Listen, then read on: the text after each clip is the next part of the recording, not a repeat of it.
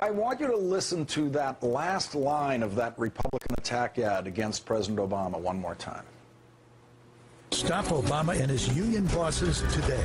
The Republican National Committee is responsible for the content of this advertising. The Republican Party is saying that the President of the United States has bosses, that the union bosses this president around, the unions boss him around. Does that sound to you like they are trying to consciously or subconsciously deliver the racist message that, of course, a black man can't be the real boss? Wow, I hadn't thought about the racial overtones. All right, folks, you know where that's from. That's from MSNBC as we welcome you back to the Steve Malzberg Show. And that's just one of many examples of, that was Lawrence O'Donnell, where MSNBC has for a long time bashed conservatives, bashed Republicans, throwing the racism charge around very casually. And joining us now to talk about a great report that I saw on newsbusters.org is the director of research. That's exactly what he is and senior editor at newsbusters.org, also a director of research for Media Research Center, Rich Noyes. Hey, Rich. Hey, Steve, how are you? Good. Welcome back. I got to tell you, when I saw that and I scrolled down and I saw all the examples, all the video examples of the outrageous charges and commentary from various MSNBC hosts, again, all targeting Republicans or conservatives, and basically all of them accusing them of being racist. Yeah, racist for nothing else than being opposed to President Obama's liberal left-wing policies, as if somehow conservatives always were for things like Obamacare or trillion-dollar stimulus packages or things like that, and it's only because they're coming out of this president that they've changed and opposed it. It is really mudslinging, it's dirty politics. If this was coming out of politicians, journalists across the board, I think, would be condemning it. This tactic of just ad hominem attacks on conservatives as racist without any proof, without any evidence, without really anything. I mean, you saw that example. That was just one of the most pathetic. Using the phrase union bosses somehow could be convoluted into a racist attack. Right, that Barack Obama has bosses? Because he's black? I mean, it's a common political phrase. Yeah, but this charge has become so casual over at MSNBC. We've got news anchors saying, I saw the Republicans in the debate. They looked like they wanted a time machine to go back to when slavery was cool. Well, you can't say that. I mean, there's nothing there about what they were saying. And yet, the journalists would be up in arms if this was coming out of politicians, these kind of sleazy tactics, but it's other journalists or people passing themselves off as journalists, and everybody else in the media community is silent about this. Right. Well, and it will be... I'm sorry. Go ahead. No, I'm sorry. Go ahead.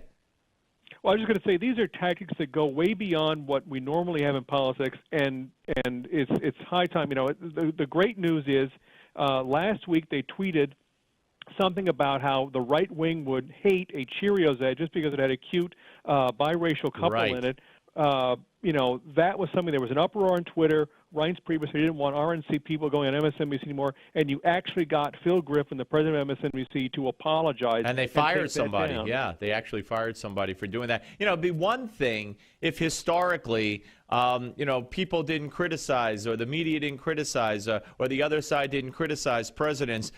Bill Clinton, last I looked, was white. He was impeached. He was disbarred. Should have been humiliated. And of course, George W. Bush was treated like garbage, called every name in the book by the left and the media, and accused of everything you can imagine, including murder, for Iraq, and now you dare to criticize Barack Obama, and it's oh my goodness, you must be racist. And here's Torre, also from MSNBC, of course. This is cut 61.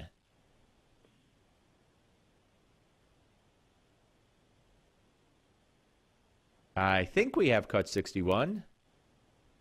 We might have cut 6. Do we have cut? You notice he says anger twice. He's really trying to use racial coding and access some really deep stereotypes about the angry black man.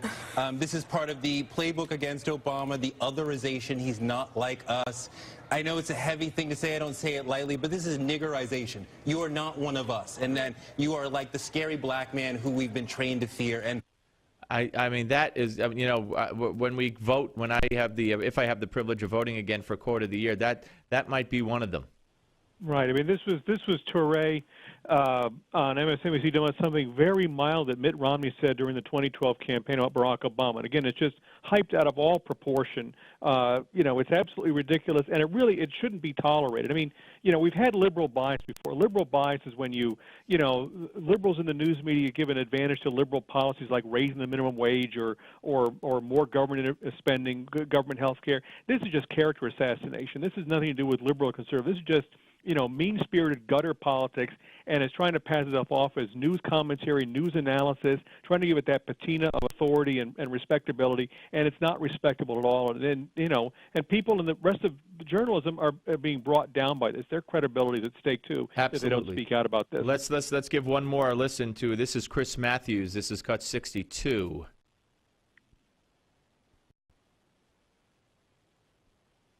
But the problem is there are people in this country, maybe 10%, I don't know what the number, maybe 20% on a bad day, who want this president to have an asterisk next to his name in the history books, that he really wasn't president.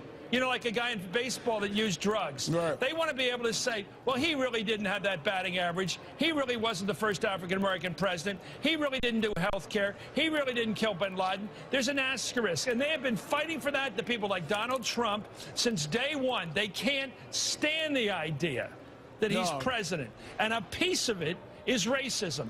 Not that somebody in one racial group doesn't like somebody in another racial group. So what? It's the sense that the white race must rule. I mean, you know, they keep topping each other. And, you know, what's really scary, or what's unfortunate, is that it's become an accepted mantra that, oh, MSNBC is on the left and Fox is on the right. You know, in other words, they're just the kind of the same, but on different ends of the political spectrum. They are not the same. No, they're not in any way. I mean, nobody on Fox would do anything like this. If they did, it would be a media firestorm. All the rest of the media would rise up as one and say that, you know, this was going over the line, and they would you know, bring it back up as an example for the next 20 or 30 years going after Fox. But yet MSNBC can do this over and over again, and they still get the guests, they still get the prestige of being part of NBC, and it's, you know, again, it's something that I don't know why we actually had a little debate in the office. You know, well, we've said this so many times. Why do, you know, we've already delivered the message. Like, but yeah, but it doesn't stop. You know, it keeps going, and it's still outrageous every single time they do it. It's absolutely outrageous. You're absolutely right. All right, we appreciate it, Rich Noyes. Thank you very much. We'll speak to you again soon. Thank you, Steve. Rich Noyes, he is the research director at Media Research Center, senior editor at newsbusters.org.